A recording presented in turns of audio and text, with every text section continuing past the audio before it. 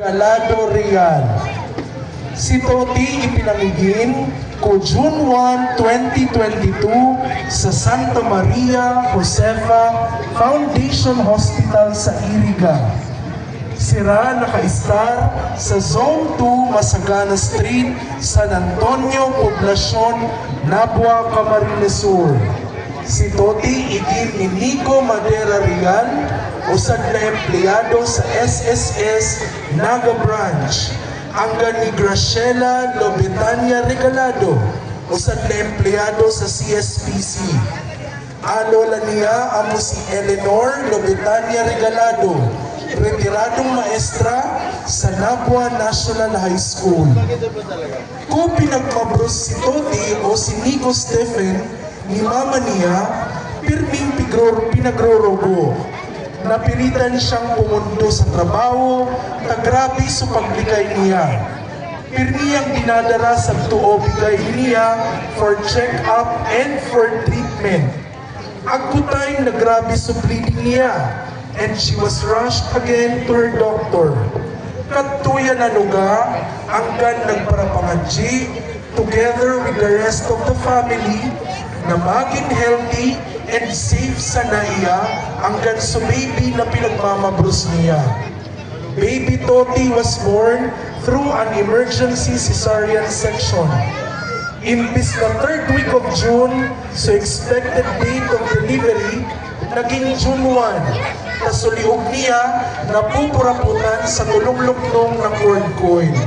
Hindi gayon ng emergency CS, violet na sa kolor niya.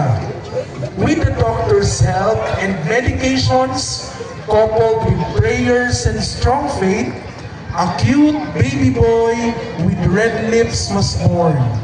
Habang nagdadakulo si Toti, he used to hum the songs of Inang Katipanan, Inang Peña Francia, and Alleluia.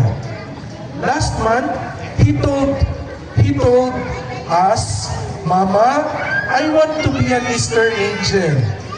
We were reminded of our panuga na ipatunto niya.